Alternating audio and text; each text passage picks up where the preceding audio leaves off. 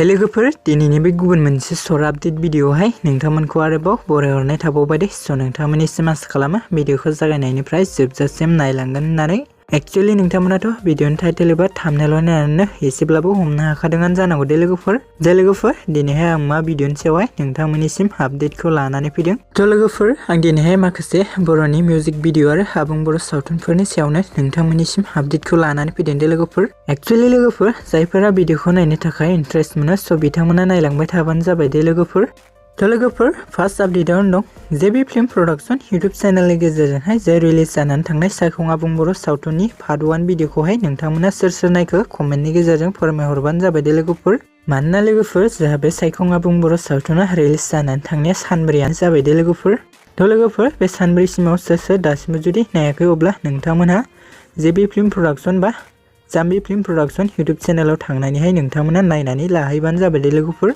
आरो पार्ट 2 भिडिअखौहाय नोंथांमोना सोर सोर नायनो थाखाय एक्साइटेड जाना दं बा नेबाय थानानै दं कमेन्टनि गेजेरजों फोरमायहरबानो जाबाय दे लोगोफोर। थ' लोगोफोर सायखं आबुं बर' सावथुननि पार्ट 2 भिडिअखौहाय नायनो थाखाय आंबो जोबोद एक्साइटेड जाना दं दे लोगोफोर। थ' लोगोफोर नेक्स्ट आपडेटआवनो दं लटिफ क्रिएशन इउटुब चेनेलनि गेजेरजोंहायसो आंनि जामारगोन ना मिउजिक भिडिअ एसे समनि सिगांहायसो रिलिज जानानै थांबाय दे लोगोफोर। थ' लोगोफोर नोंथांमोना दासिमबो जुदि बे आंनि जामारगोन ना मिउजिक भिडिअखौ नायाखै अब्ला नोंथांमोना थाबैनो लटिफ क्रिएशन इउटुब चेनेलाव थांनानैहाय नायहैबानो जाबाय दे लोगोफोर। ओमफ्राय लोगोफोर जोंहा बे मिउजिक भिडिअआवहायनो गाहायै फाव खालामनायखौ नुनो मोन्दों लटिफ आरो फुन ब्रह्मा बिथांखौ दे लोगोफोर। ओमफ्राय लोगोफोर जोंहा बे मिउजिक भिडिअनि मेथाइखौनो रोजाबदोंमोन। थ' नोंथांमोनाथ' गोबाङानो मिथिखागोन दे रिमाल दैमारि बिथांजों लोगोसे पुर्निमा बर' बिथाङा दे केरिय'ग्राफखौ खालामदोंमोन रोमै बसुमतारी बिथाङा दे लोगोफोर। आरो लोगोफोर जोंहा नेक्स्ट आपडेटआव दं बेंगियारि मिउजिक प्रडाक्शन इउटुब चेनेलनि गेजेरजोंहायबो जोंहा मोनसे मिउजिक भिडिअ फैनो थांगासिनो दे लोगोफोर।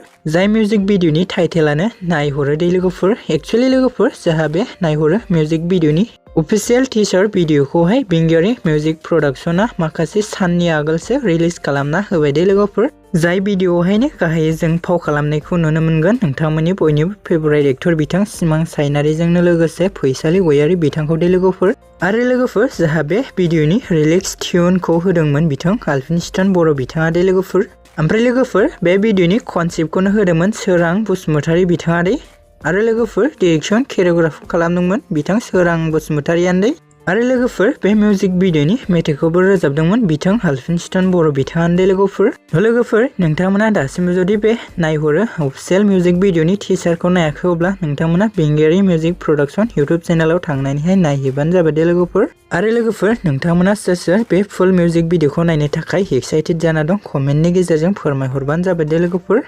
आरो लोगोफोर नेक्स्ट आपडेटआवनो दं जोंहा कमेडि किं इउटुब चेनेलनि गेजेरजोंहायसो खाफालाव गैया मुंनि मोनसे मिउजिक भिडिअआहाय मैया रिलिज जानानै थांबाय दे लोगोफोर। थ' लोगोफोर नोंथांमोना दासिमबो जुदि बे खाफालाव गैया मिउजिक भिडिअखौ नायाखै बा नुवाखै अब्ला नोंथांमोना थाबैनो कमेडि किं इउटुब चेनेलाव थांनानै नायहैबानो जाबाय दे लोगोफोर। थ' लोगोफोर नोंथांमोनाथ' बे मिउजिक भिडिअआवहाय सोर सोरनि फाव खालामनायखौ नुनो मोन्दों गोबाङानो मिन्थिजोबखायो नङा होमबा लोगोफोर। एक्चुअली लोगोफोर जों बे भिडिअआवहाय गाहायै फाव खालामनायखौ नुनो मोन्दों बर'नि लेजेन्डारि एक्टर बिथां राजिब ब्रह्मा बिथांजों लोगोसे सानसुलि ब्रह्मा आरो राजाश्री बसुमतारी बिथांखौ दे लोगोफोर। आरो लोगोफोर बिथांमोनजोंनो लोगोसे जों बे भिडिअआवहाय फाव खालामनायखौ नुनो मोनबावदोंमोन सनास्रि बसुमतारी आरो नरेश्वर स्वर्गियारि बिथांमोनखौ दे लोगोफोर। ओमफ्राय लोगोफोर जोंहा बे खाफालाव गैया मिउजिक भिडिअनि डिरेक्सन आरो कनसेप्टखौनो होदोंमोन बिथां सुबर्ण बसुमतारीया दे लोगोफोर। आरो लोगोफोर रिलिक्स आरो टिउनखौबो होदों बिथां उत्तम दैमारिया दे। आरो लोगोफोर जोंहा बे मिउजिक भिडिअनि मेथाइखौ रोजाबदोंमोन उत्तम दैमारि बिथांजों लोगोसे उषारानी ब्रह्म बिथाङा दे लोगोफोर। थ' बेनिखायनो लोगोफोर जायफोरा दासिमबो जुदि बे मिउजिक भिडिअखौ नायाखै अब्ला नोंथांमोना थाबैनो कमेडि किं इउटुब चेनेलाव थांनानैहाय नायनानै लाहैबानो जाबाय दे लोगोफोर।